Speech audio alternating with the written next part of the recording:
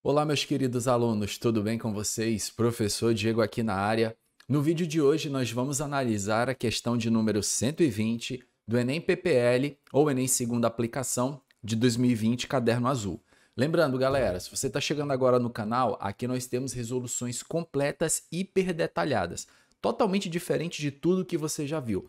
Aqui, a gente não só resolve a questão do Enem, a gente estuda com detalhes a questão do Enem, revisando a teoria e estimando possivelmente como isso pode ser cobrado novamente nesse processo de seleção. Maravilhoso para você que está fazendo aí uma revisão, está se preparando para o Enem.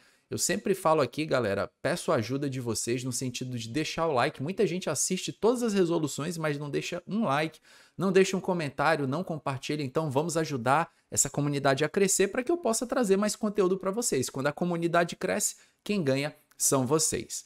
Vamos lá então com a leitura atenta do enunciado que diz: com a descoberta de emissões de energia do rádio 226 por Marie Curie, a pronúncia, tá, gente?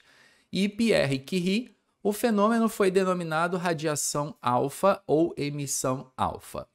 Posteriormente, verificou-se que a emissão alfa, na verdade, são partículas correspondentes a núcleos de hélio formados por 2 prótons e 2 nêutrons. Assim, no decaimento alfa, um núcleo instável emite partículas alfa, tornando-se um núcleo mais estável, que é o núcleo filho. Se o núcleo de rádio 226 emitir 2 partículas alfa, o número de massa do seu núcleo filho será igual a quanto? E aí você tem as opções de respostas numéricas.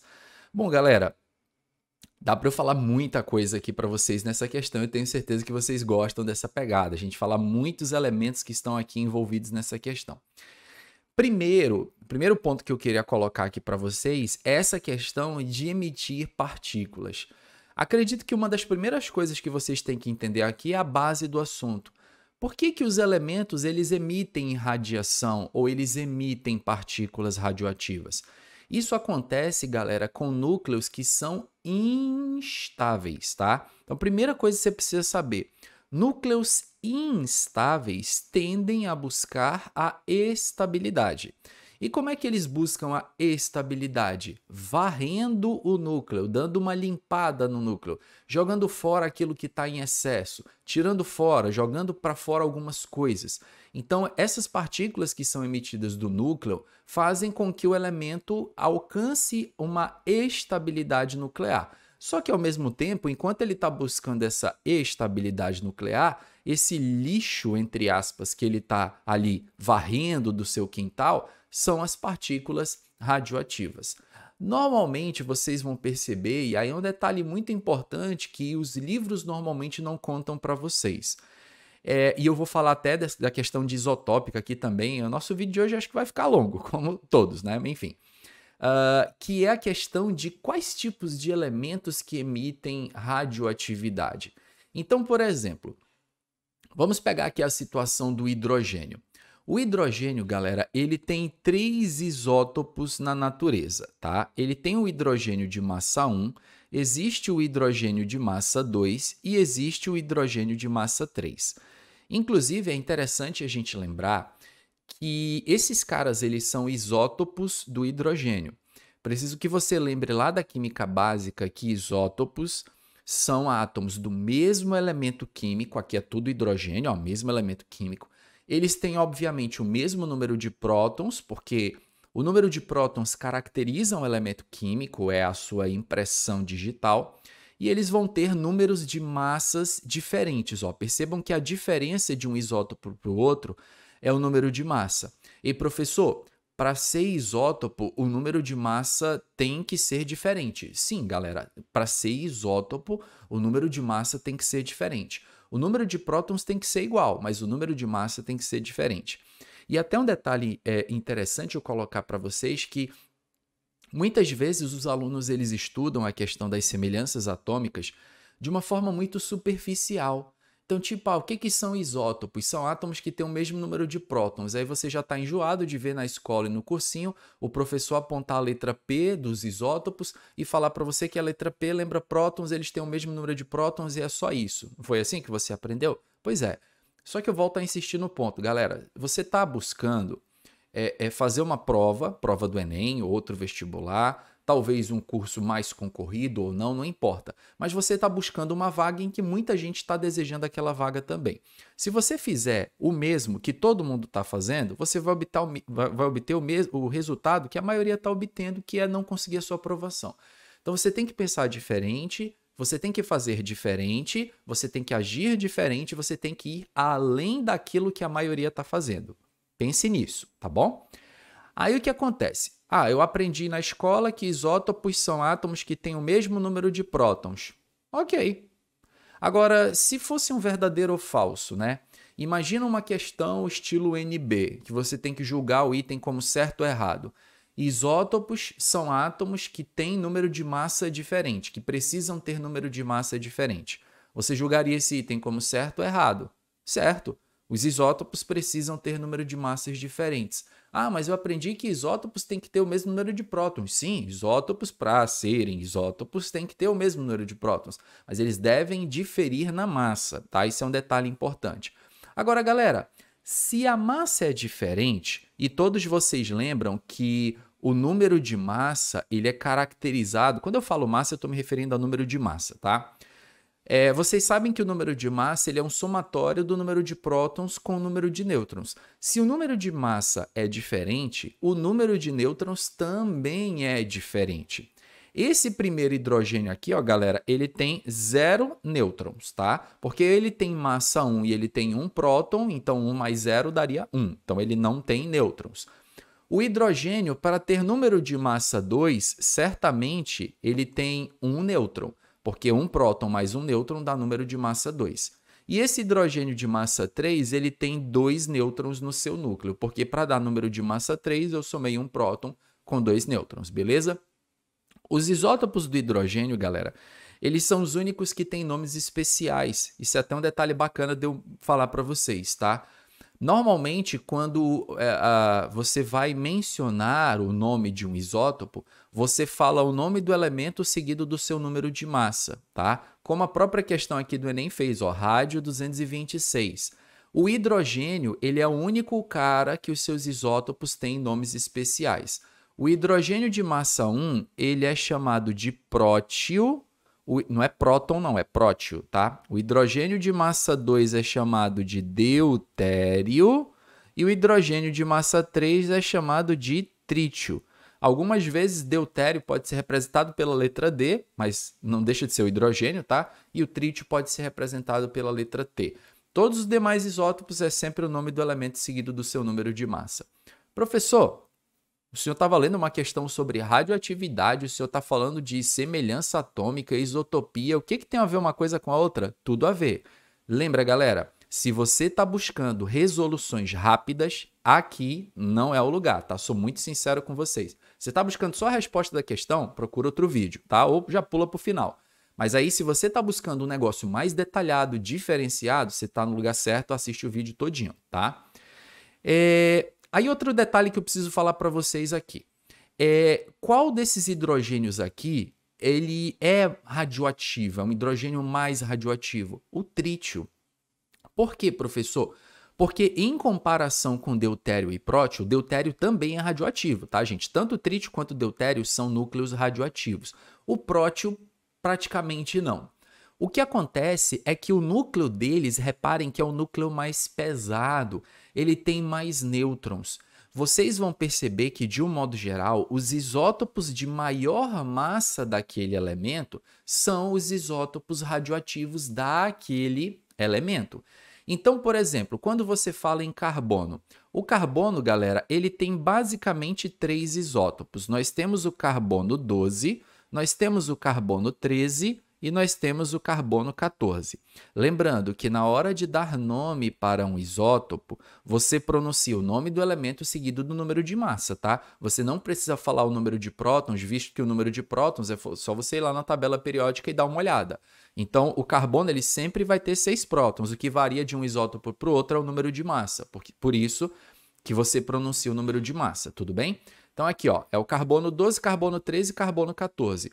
Qual desses isótopos do carbono vocês julgam a ser um dos mais radioativos? O carbono 14, ó, ele tem um núcleo mais pesado, com mais nêutrons, mais partículas. Isso gera uma instabilidade. De um modo geral, quanto mais pesado for o núcleo, mais instável ele tende a ser, salvo algumas raras exceções, mas a regra geral é essa, e mais partículas radioativas ele tende a emitir. Tanto é verdade que qual é o isótopo do carbono que ele é utilizado para fazer datação de fósseis? Vocês lembram? É o carbono 12, 13 ou 14? É o carbono 14, galera, que é o isótopo radioativo do carbono, tá bom? O carbono 12 praticamente não emite radiação. Então, você vai perceber que quando você faz uma comparação isotópica, os isótopos de maior massa, eles tendem a ter uma maior emissão de radiação.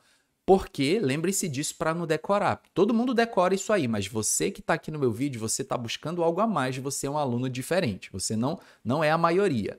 Por que esses núcleos mais pesados, eles tendem a emitir radiação?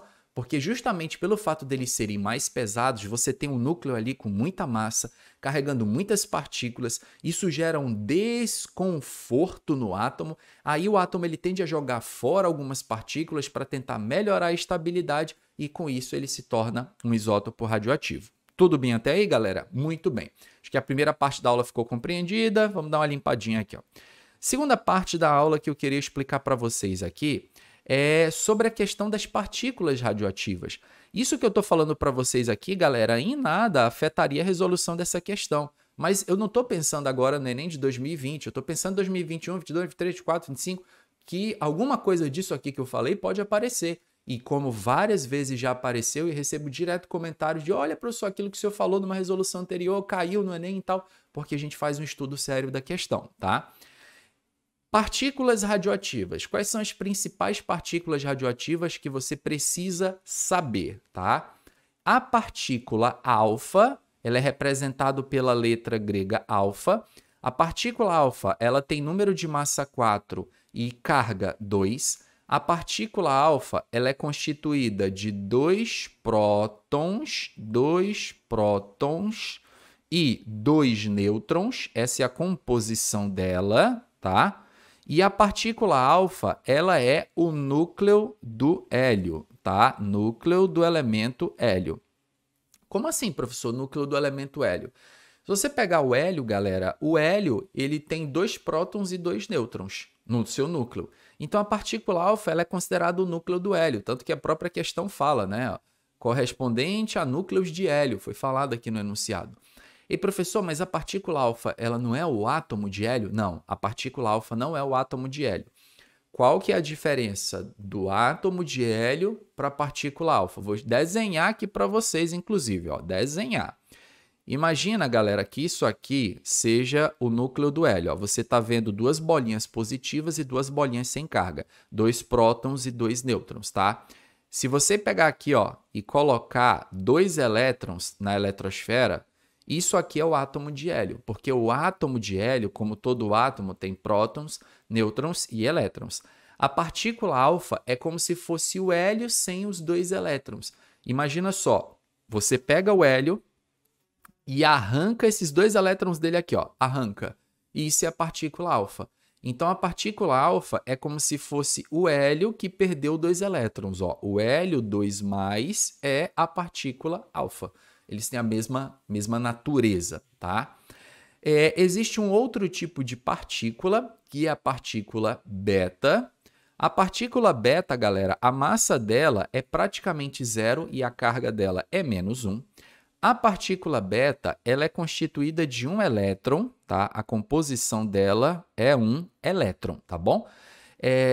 Literalmente falando, é um elétron. E professor, mas um elétron aqui a massa dela é considerada zero? Sim. Por quê? Aí eu preciso que vocês se recordem lá do primeiro ano do ensino médio. A massa de um elétron é aproximadamente 1840 vezes menor do que a massa de um próton ou de um nêutron. Ou seja, é uma massa insignificante. É como se, por exemplo, você pegasse a massa de um elefante mais a massa de uma laranja. Qual é a massa de um elefante mais a massa de uma laranja? É praticamente a massa de um elefante, porque a massa da laranja é insignificante comparada com a massa do elefante, tá? Então, o elétron ele praticamente não tem massa, por isso que a gente coloca aqui em cima, ó, zero.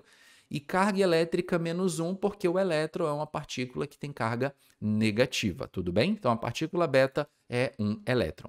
Além da partícula beta, eu queria mostrar para vocês também a radiação gama, que ela é representada pela letra grega gama, que é esse Y aqui meio afrescalhado, meio tortinho. E aí, nós temos aqui, ó, em cima 0 e embaixo 0. Massa 0 e carga 0. A radiação gama, galera, ela é uma onda eletromagnética, tá? Isso aqui é uma onda eletromagnética. Onda eletromagnética. Onda eletromagnética quer dizer que ela não tem massa e não tem carga, tudo bem? Por isso que eu não usei o termo partícula. Na representação da alfa eu falei partícula alfa, na beta eu falei partícula beta e na gama eu mencionei simplesmente onda eletromagnética porque ela não é uma partícula, ela é uma radiação, ela é uma onda eletromagnética, tá? Não tem massa e não tem carga. Além da alfa, beta e da gama, que são as principais, eu queria apresentar para vocês outras partículas, que é o próton. O próton é representado pela letra P. O próton tem massa relativa 1 e carga 1. O nêutron, galera, ele tem praticamente a mesma massa do próton, então você considera massa 1, só que o nêutron não tem carga elétrica, então você coloca 0, tá? Nós temos aqui a representação do elétron. O elétron, ele tem massa praticamente 0 e carga menos 1. E, professor, qual é a diferença de beta para elétron? Na prática, nenhuma, tá, gente? Beta e elétron é a mesma coisa, tá? Existe uma outra partícula que muitos de vocês não conhecem, que é o pósitron, tá? O pósitron, galera, ele é como se fosse um elétron positivo. Se tiver algum físico nuclear assistindo essa aula, ele vai querer me assassinar, porque o que eu falei tecnicamente não é correto, mas essa aula não é para físico nuclear, é para vestibular, tá? Então, simplificando aqui a minha fala, o pósitron é como se fosse um elétron, só que com carga positiva. Tanto que ele é representado pela letra E o maisinho embaixo, né? O maisinho quer dizer carga positiva. Você pode representar o elétron também como se fosse uma partícula beta positiva. Ó. Toda vez que uma questão te colocar isso, beta positiva, ele está se referindo ao pósitron. Se ele falar simplesmente beta, aí você considera beta negativa, que é, por padrão, é considerada a partícula beta e é o elétron. Muito bem. Quando um elemento ele está buscando a estabilidade nuclear, ele pode emitir qualquer uma dessas coisas aqui, gente. Ele pode emitir do seu núcleo partícula alfa, beta, próton, nêutron, elétron, pósitron, ele pode emitir qualquer isso aí, inclusive radiação gama. Normalmente, a emissão de radiação gama ela está associada e acompanhada às emissões alfa e beta. Só que a emissão gama ela não altera a natureza do núcleo, porque como é uma onda eletromagnética, ela não tem carga nem tem massa, a emissão gama ela não altera a natureza nuclear. Agora, quando um átomo emite uma partícula alfa, beta, um próton, um nêutron, um elétron, enfim, ele vai mudar a sua natureza nuclear, ele vai deixar ali ele vai virar alguma coisa diferente do que originalmente ele é. Indo aqui para a questão, partindo então desse princípio, a questão falou núcleo de rádio 226. Quando ele fala rádio 226, o que ele está falando mesmo? Ele está falando do rádio com número de massa 226. É um isótopo do rádio com número de massa 226. Como eu vou fazer uma análise completa dessa questão, galera, eu vou pegar também o número de prótons do rádio. Você não precisaria do número de prótons para responder essa questão. Até porque a questão do Enem não deu e você sabe que o Enem não tem tabela periódica. Tudo bem? Então que fique claro isso. Eu vou pegar aqui só para ampliar a nossa explicação. Bom, coloquei uma tabela periódica aqui, galerinha. E nessa tabela periódica, na legenda, está dizendo que o número atômico fica aqui em cima. Ó. Então, o número atômico do rádio, 88. Tudo bem? Vou colocar então aqui o número atômico do rádio, 88. Não precisava disso para responder a questão mais uma vez, tá? Bom, ele falou então que esse elemento rádio, o que foi dito aqui na questão? Assim, no decaimento alfa, um núcleo instável emite partícula alfa, tornando-se um núcleo mais estável. Se um núcleo de rádio 226 emite duas partículas alfa. Quando uma questão de radioatividade falar emitir alguma coisa, esse alguma coisa obrigatoriamente vem no produto da equação nuclear, tá? Fulano emite partícula alfa, você coloca a partícula alfa depois da setinha reacional. Beltrano emite partícula beta, a partícula beta vem depois da setinha reacional. Fulano emite um próton, próton vem depois da seta reacional, beleza? Só que ele falou então, ó, duas partículas alfa. Duas partículas alfa, ó, você pode representar assim, ó, duas partículas alfa, quer dizer, duas partículas alfa com massa 4 e carga 2, mas só para facilitar e para melhorar a explicação, eu vou escrever literalmente aqui as duas partículas alfa, porque assim fica mais fácil de todo mundo entender. Mas o ideal seria ter colocado aquele 2 na frente, tá, gente? Mas vou colocar assim, ó, ele emitiu duas partículas alfa. O número de massa do núcleo filho, ou seja, quem é o cara que eu vou formar aqui e qual será o seu número de massa? É basicamente isso aqui que a questão está te perguntando, tá bom, galerinha? Ó, prestem atenção nessa regra aqui que é universal, tá? A regra universal. Toda equação nuclear, toda equação radioativa, a soma das massas e das cargas dos dois lados tem que ser iguais. A soma das massas e das cargas dos dois lados tem que ser iguais. Vocês estão vendo que aqui do lado esquerdo, ó, aqui do lado esquerdo só tem um rádio, não é? Tem outro cara não, mas se tivesse outro cara eu somaria. Qual que é a massa total que eu tenho aqui do lado esquerdo? A massa total que eu tenho do lado esquerdo é 226, que é a massa do rádio. Ora, se a massa do lado esquerdo é 226, aqui do lado direito, a massa também tem que dar 226, galera. Tudo bem? Tanto do lado esquerdo como do lado direito, a massa tem que dar 226. Vocês estão vendo aqui, ó, que a partícula alfa, as duas partículas alfa, elas têm massa 8. 8 para 226, a diferença dá 218. Então, significa que esse meu X aqui, ó, a massa dele é 218. Ou seja, 218 mais 8 vai dar 226. Essa é a massa dos dois lados aí da reação, tá? Inclusive, o que a questão quer mesmo? Ó, ele quer o número de massa do seu núcleo filho. Bom, se fosse simplesmente para responder a questão, eis aqui a resposta. Ó, 218, eu chego aqui no Enem e marco a alternativa correta na letra E. Mas eu quero ir além. Eu quero aproveitar essa questão e eu quero que vocês me digam o nome do elemento químico formado. Quem é o X? Qual é o nome do elemento químico X? Bom, a soma das cargas dos dois lados também tem que ser iguais. Vocês estão vendo que o rádio, a carga dele é 88.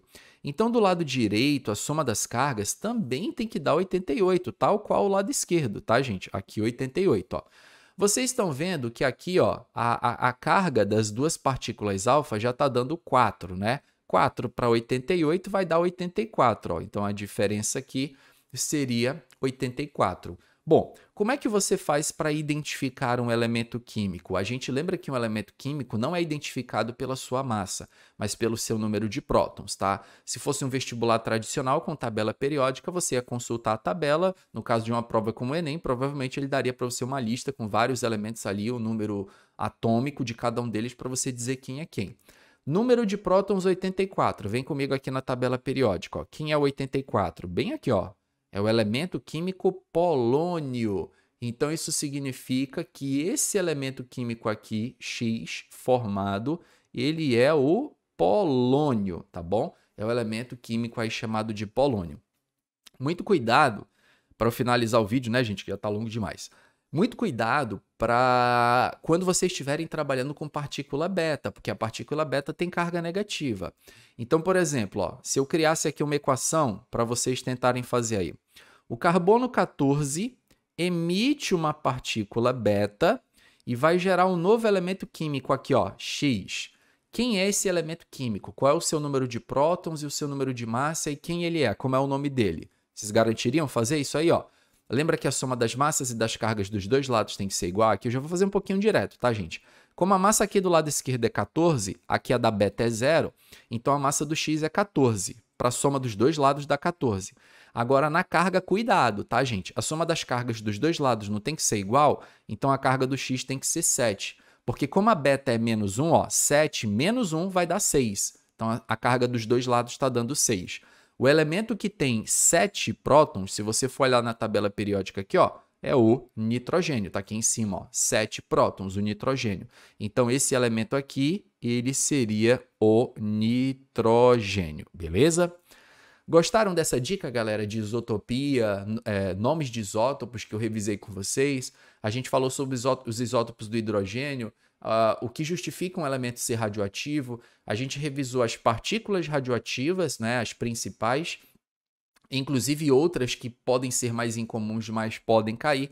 E aí eu revisei com vocês também as equações radioativas e a principal regra, que é a questão da somatória das massas e das cargas dos dois lados serem iguais.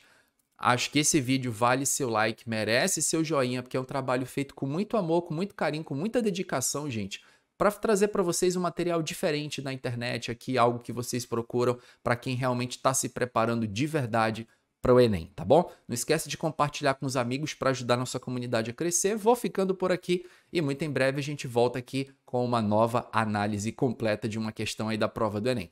Abraço a todos, meus queridos. Até a próxima. Bons estudos. Valeu!